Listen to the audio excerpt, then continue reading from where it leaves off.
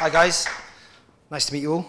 So a little bit about me. That's me riding up Cheddar Gorge last weekend on a bike for 128 miles. Don't know why, but I'm a bit of a geek. I do stuff for charity. I love InfoSec and all that kind of stuff. STEM ambassador, and I'm currently at IBM as a security architect.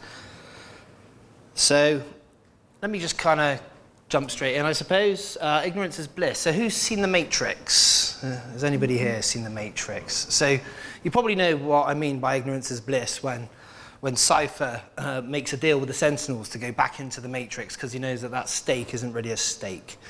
Yeah. So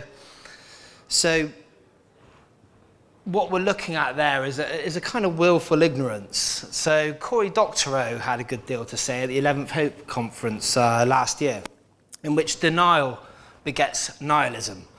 The belief that nothing in the world has real existence or a willful ignorance, and we choose to ignore it because it doesn't exist. So, you know, a lot of the time we do that to kind of fulfill our own self-preservation. And more often than not, it will kind of lead us down to a kind of confirmation bias, which, you know, is a whole nother world that we could go into, but we'll keep it brief for the 15 minutes that we have. So, you know, one of the things that kind of fascinates me about this, I suppose, is, you know, you might be looking at a social media channel where, you know, you like certain things and you follow certain trends. And of course, you know, the thing about that is we then start to kind of get down a road of echo chamber. And I don't know if anyone's ever heard of echo chamber before, but what I kind of mean is that if you're in a room full of people that all agree on the same principles and the same ethics, then you're never going to have a two-way conversation. You're never going to have conflicts of interests. And, you know, I think that's kind of a little bit sad in a way because, you know, I like a bit of banter. I like a bit of, you know, no, I don't think you're right on that. And I think that's what makes us good.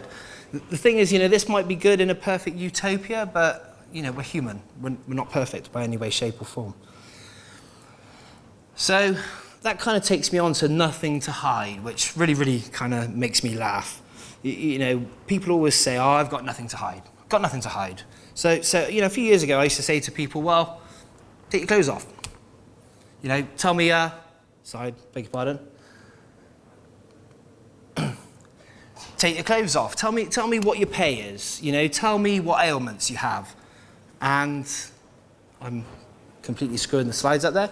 But, you know, and again, Cory summed it up perfectly last year. And it's not what you've got to hide. It's about what you choose to keep private.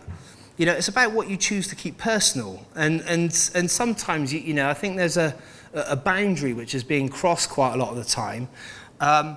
You know, we all know what you do when you go to the toilet, right? You know, we all know how people were made, you know, your mum and dad, you know. But it takes a special kind of person, you know, to go to the toilet with the door open, right? So you know, it's about choosing what we want to keep private.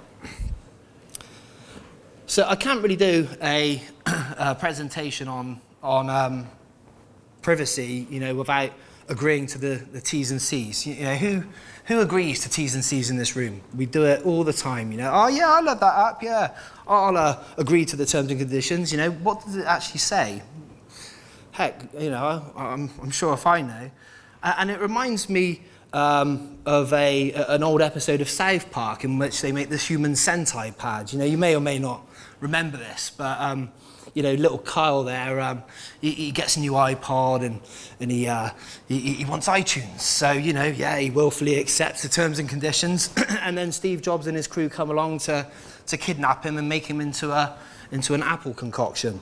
So, you know, and kind of going back to, you know, the tick box, you know, this you know, this one that you have to read 3-4 times to actually understand whether you are or are not sharing your details with a third party. You know, and you know, you have to read it 3-4 times. And And the problem that I see with this as well is that, do these third parties, use the same security mechanisms that the company that you're entrusting your information with in the first place use? Or for instance, what are they doing with that data? How are they measuring that data? What are they using that data for? The chances are we probably don't know and we'll never know. What I call that is the kind of the I tell two friends theory. So if this works,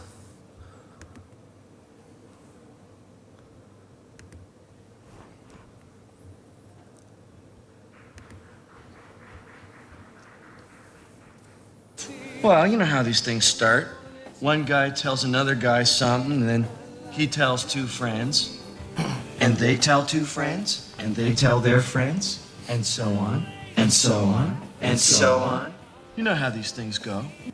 We've got all this data out there.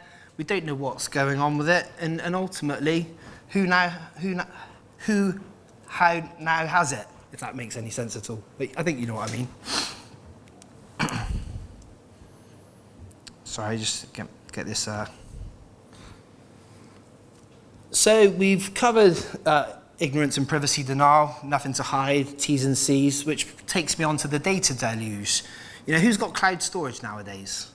Everyone, right? You, me, even Granny's got it, right?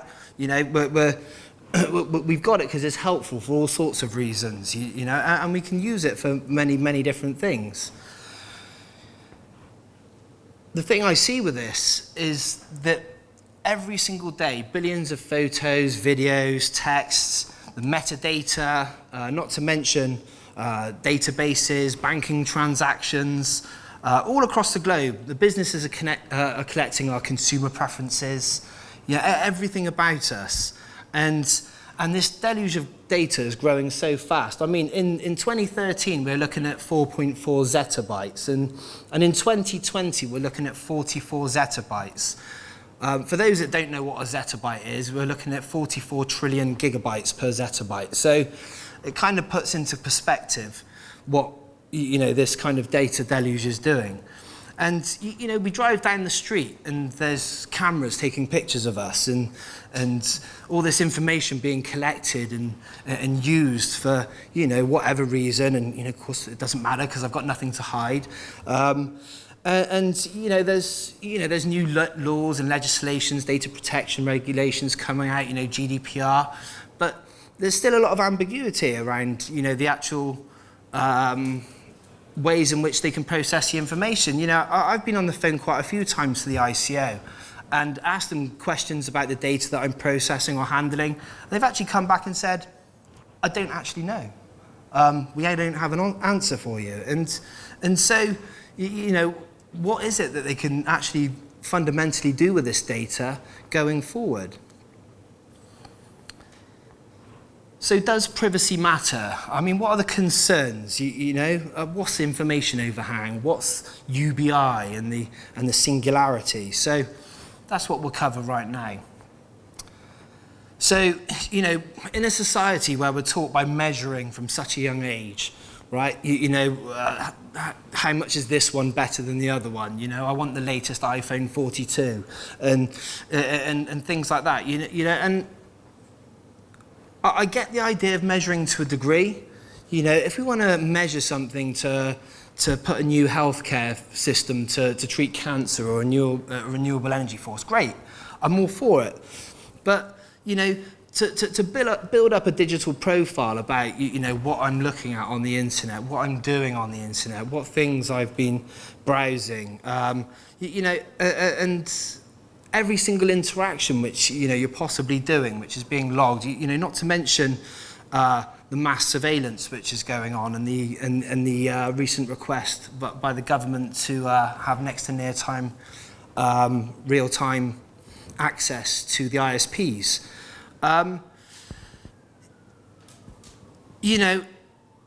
We start using this stuff for even more purposes and purposes that we didn't perhaps realize why we were measuring this in the first place. So So it's really interesting to kind of, understand, what information it is that's being built up on our digital profiles, and how this will be used in the future. The big problem I see is the information overhang, as I like to call it. So, this is just a guesstimation slide, right? We've got a load of compute out in the wild right now, loads of compute. How much of that is actually being used? This laptop here right now, it's a quad core with however many gigs of RAM. I'm showing a PowerPoint presentation right now. Is that making full use of the compute and memory power of my computer? Probably not. So this is what I call it, the information overhang. And, we're getting better with, using scalability, AWS, containers. The average life of a container now is 7 seconds in the cloud, which, is pretty gripping stuff. But, with the adoption of AI, every single week you hear something new about some new fangled AI or AGI. Now, does anybody know AGI or deep AI? So AGI is the term for artificial general intelligence. So when the AI becomes self-aware and it's able to pass a Turing test, what will happen with this extra compute power which is available to it? We don't actually know what's going to happen. So when you look at the information overhang and an AGI which is able to change and upgrade and expand and scale beyond any recognition that we can actually fathom in our heads, and will it develop at a rate that we can't actually keep up with, is a really kind of scary thought. Google's Director of Engineering, Ray Kurzweil, he estimates that around 2045 is when we'll start developing the real first true AGI. And that's when probably we'll start looking at what's called the technological or the economic singularity. So, UBI is the Universal Basic Income, and the technological and economic singularity. So, Finland are already processing universal basic income. And like I said, when the AGI really starts to take off, it's hard to say whether it will be great or if it will be destructive. Like I said, it's changing at a rate that even we can't comprehend. It's making better decisions. It's making, technology grow exponentially. So what then happens with our cognitive jobs? What happens with, the jobs that we know today that are going to be able to be done by this AGI or this robot or this deep learning, and last time round, when we had the Industrial Revolution, it took our mechanical jobs. When we have the economic singularity or the technological singularity, it'll be gunning for our white collar and our cognitive jobs. So, it's a really kind of interesting subject, especially when we correlate all the information that I talked about previously, about all the information that's being kept about us, how it's being measured, how it's being scored, how we get those annoying adverts down the side of all the things we've been looking at. Pi-hole, if you ever want to get rid of that at home. But, it kind of brings me back to the rhetoric, that we first started out on this conversation. At the end of the day, does privacy matter? Well, ignorance is bliss, right? So, thanks for listening. Have you got any questions? And there's some links up there.